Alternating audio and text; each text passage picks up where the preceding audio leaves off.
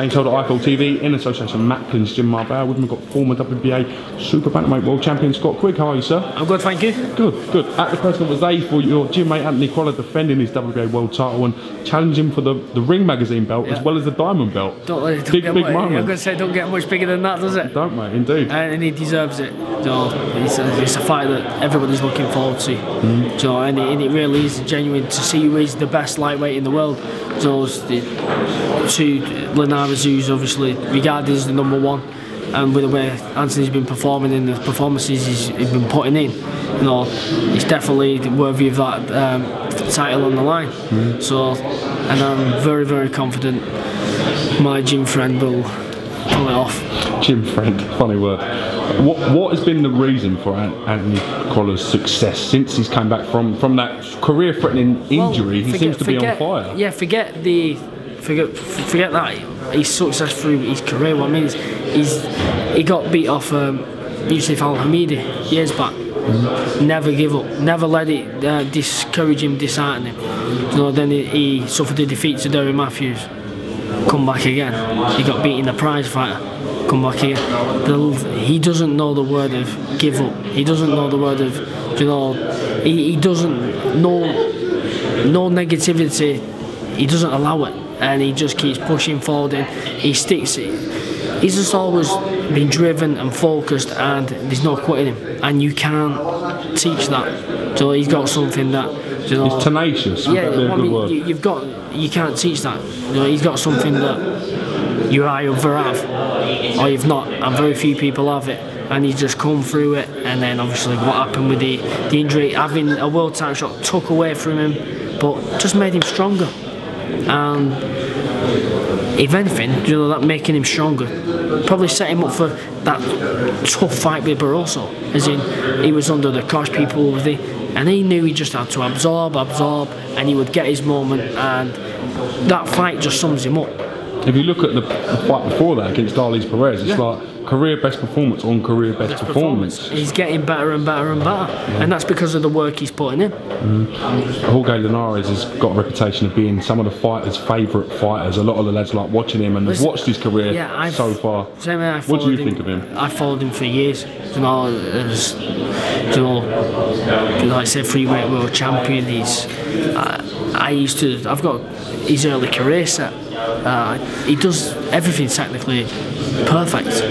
You know, there's the weakness he has is, you know, he's been knocked out a few times. You know, he doesn't hold the best shot, but he's one hell of a fighter. You know, technically, if you want a young amateur to learn the correct technique, you would say go and watch this. You put a DVD of him on, and Anthony's got to be very, very careful of him.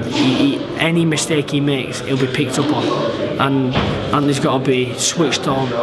I don't believe Anthony wins on points, but I'm telling you now, Anthony will stop him later on.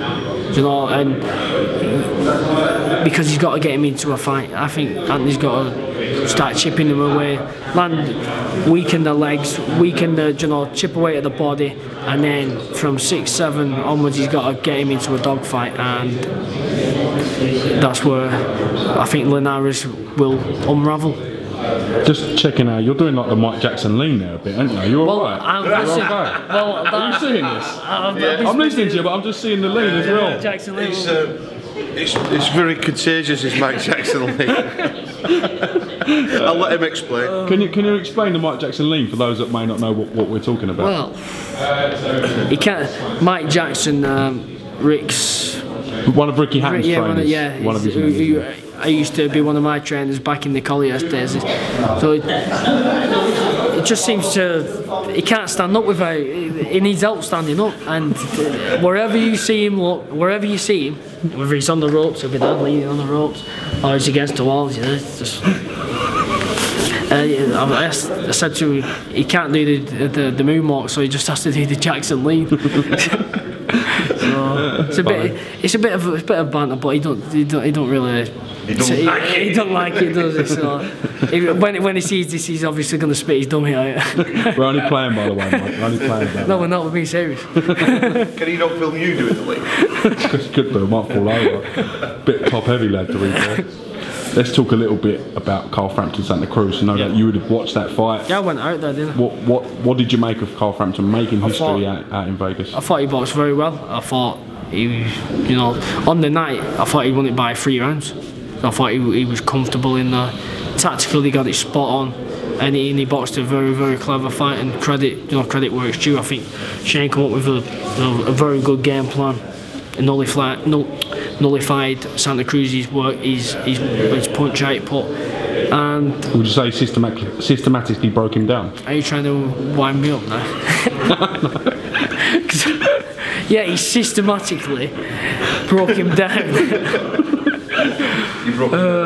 But no, I thought it was like I said on the night, I thought he'd won it by about 3 rounds, and then I come home, watched it on telly, and I scored it a draw. Yeah.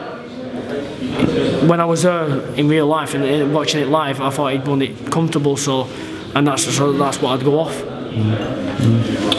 How's the jaw healing up? I mean, it must have been hard for you not to take the people that know you and being around you. You sort of live in the gym, you spar probably more than anyone. So how's it been not being fully active, if you like? Well, I literally for 2 months I didn't do anything, you know, and it was pretty shit, really. You know, it was my normal, what I wake up to do every day in my normal life. You know, it was something that was took away from me, and it wasn't good. You know, you get fed up, and the only thing I was doing was eating, you know, to pass time.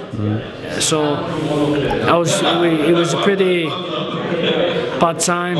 Whereas now it's like I'm back in the gym. I've shifted the stone already. You know, I've got a spring in my step. Loving training again. And when I've had something took away from you, and then you've got it back. You know, you appreciate it more.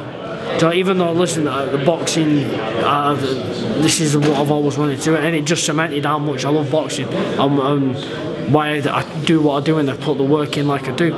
So now I'm back in the gym. I got the all clear on my jaw last week, so I can start sparring. So that's it. For the last 10 weeks, I've been training. I've been doing like a camp before a camp sort of thing. So back in the gym, shifting weight, working on the things that we need to work on and improving. And it's like now I'm just loving life again. Once a fighter's had an injury, does it play in the back of your mind coming back when you're thinking about it and testing the water a little bit? If you like? Obviously, it depends it depends what you like mentally.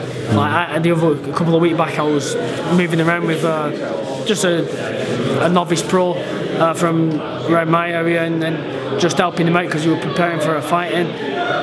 So you're just helping out a novice lad for a fight coming up? Yeah, you know, because he trains hard, he's very dedicated, and you want to help people like that. You want them to go far and do well. So I was just moving around with him, and whether you'd call it silly or stupid, I'll let myself get tagged on the chin a couple of times just to see how it was. And though for my what's the word? How was it? Well, it was good. So they just bounced off, and there was like you said, everything was fine. You know, weren't like I was worried. Did it feel was it painful, or did it feel, and because there's still a bit of a lump on the jaw, but that'll never go, because I think that's just a build up of calcium. But everything was fine. Like I said, I was just letting him think, should I let him hit it a few more times, and so getting a bit giddy, like thinking, yes, it's fixed. So like it was good to move around and have a bit of a spar again and throw a few shots as well. Will you come back and have a couple of warm-up fights? No, with the balls. But you've been out for so long. Do you not think you've earned that right to have maybe one or two fights to get back in the groove? No, it's irrelevant. You know, I'll do all that work in the gym. I'll get quality sparring, and as I say, I'm back in the gym now. Been back in the gym 8 weeks, and I don't believe in ring rust. I don't believe in that at all. If you prepare right, you would shake all that off in the gym. So it's mental, it's something mental. Yeah. I'm going to say it's 100% mental, because what it is he's fighting in front of a crowd. So that's the difference. You think, well, a gym's a gym, but it doesn't bother me in the slightest whether there was 2 people in there or 20,000 people. a ring's a ring, and it won't bother me, and I won't be rusty. I won't have any. I'll come back and I'll be sharp as ever, because mentally I don't believe I'll have any ring rust. So if you think you're going to get ring rust, you will. So it's just, it all depends on how you are mentally, and I'm in a very good place. On that note, I thank you very much for talking to our thank you. TV. It's great to see. It's been a little while since we got to catch up with you, mate. So hopefully we get a chance to catch you real soon. Thank you. Top man, Scott. Thank you, mate.